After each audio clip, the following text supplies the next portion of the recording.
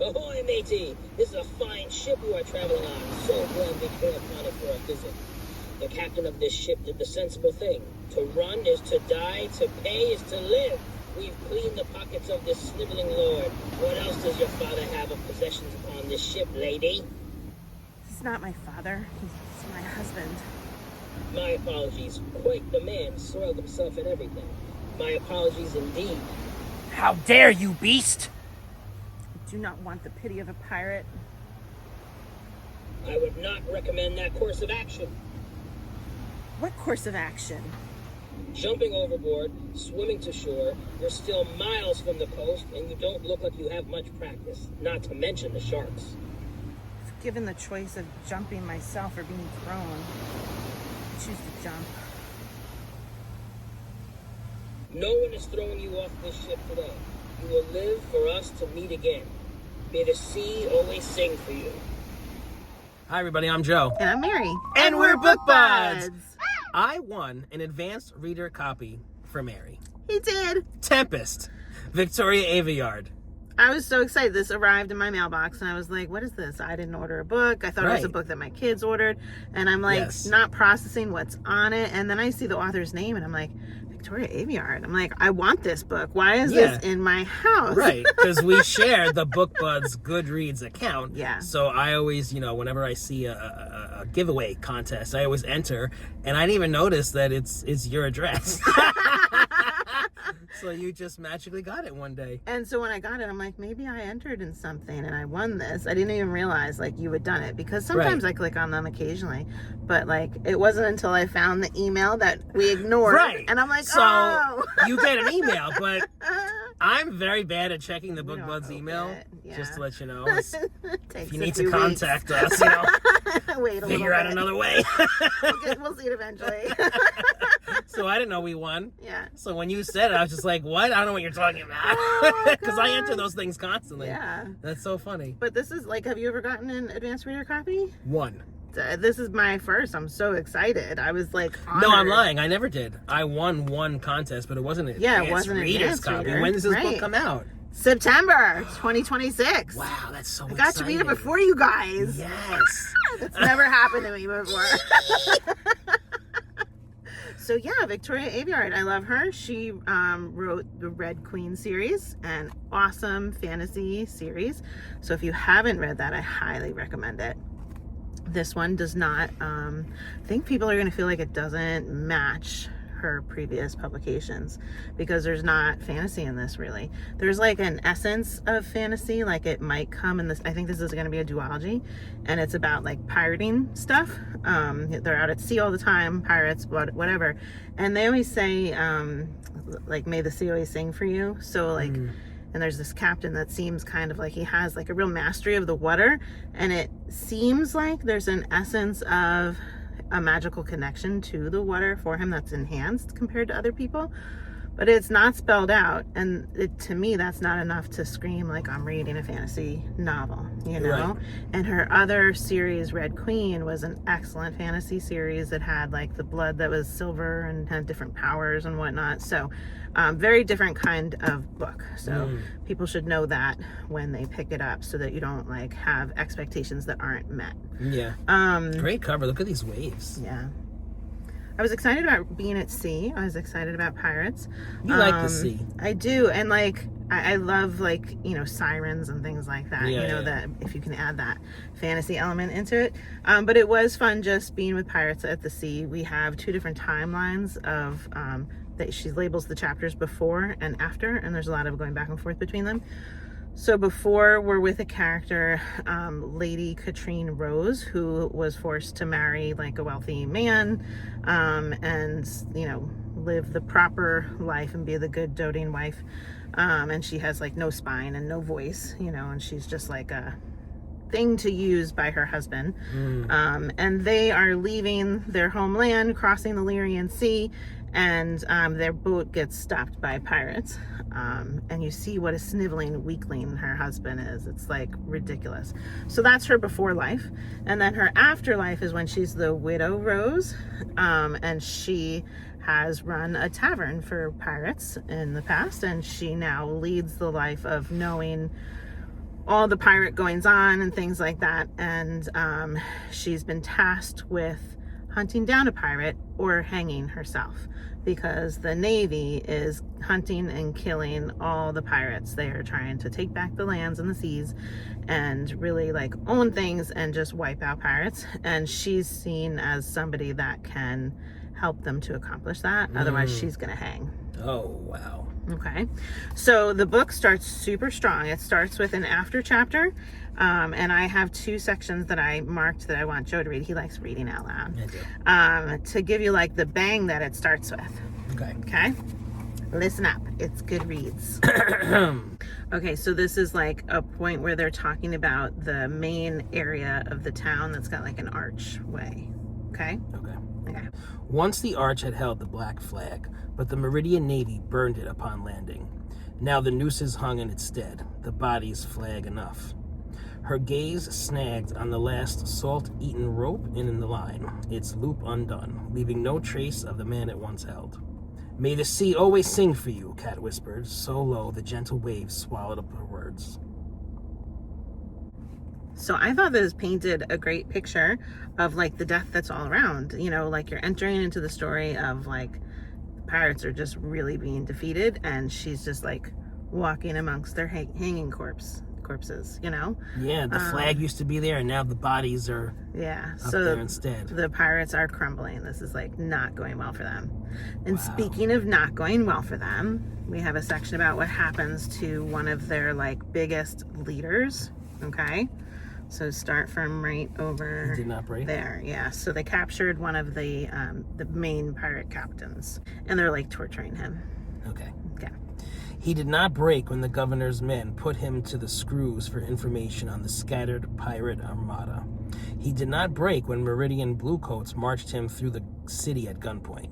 He did not break when they tied his arms and legs, lashing each limb to a horse. But he had broken when the beasts pulled him apart.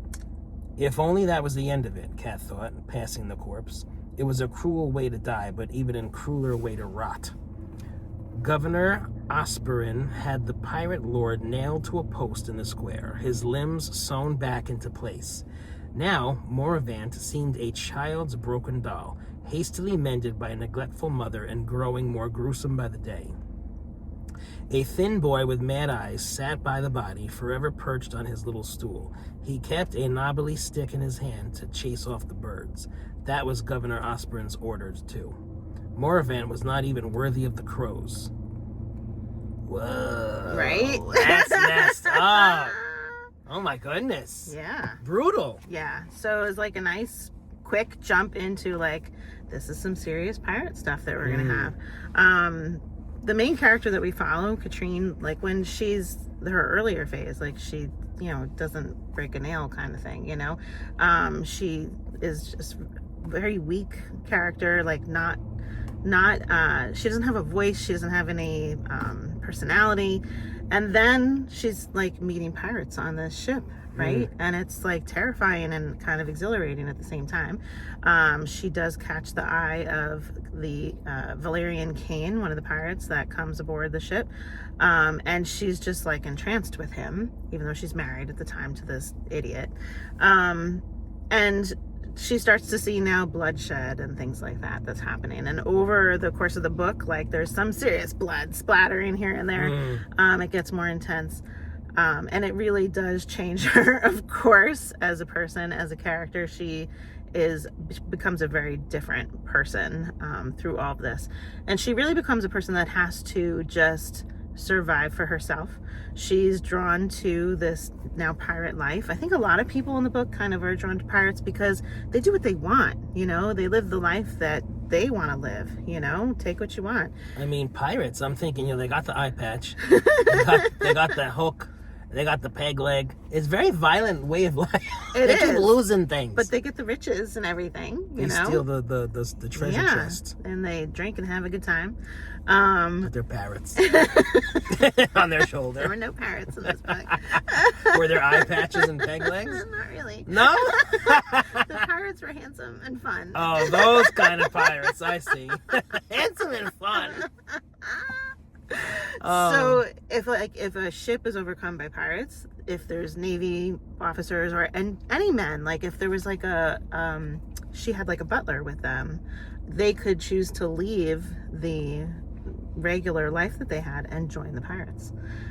So that first time that she had the encounter with the pirates, I think one of their butlers or something, their footmen or something like that, he left and joined the pirates, and there were other Navy people going, and it was like, you know, you see this is like a better, easier life, and that's why the Navy's getting so mad, because so many people are joining this piracy that they're growing and being really threatened by them. Yeah. Okay. Cool concept. So at that first encounter that she has, there is a Navy officer on the ship with her. His name's Jasper Fell, and he is somebody that really has like a very strong allegiance to the Navy. He is not going to be swayed.